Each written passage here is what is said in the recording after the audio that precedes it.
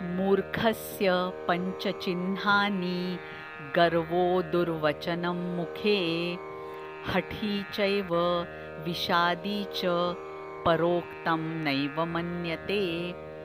मूर्खस्य पंचचिह्नानि गर्वो दुर्वचनं मुखे हठी चैव विषादी च परोक्तं नैव मन्यते।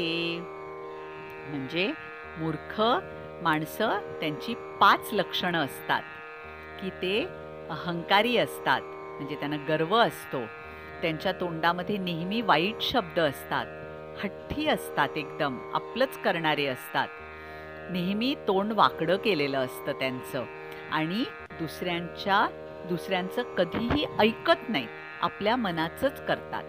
अशा माणसांना मूर्ख म्हटलं जातं. काय? गर्व असतो, तोंडात वाईट शब्द असतात नेहमी, नंतर अगदी हट्टी आणि जिद्दी असतात आणि तोंड नेहमी वाकडं केलेलं असतं आणि कधीही कोणाचं ऐकत नाहीत.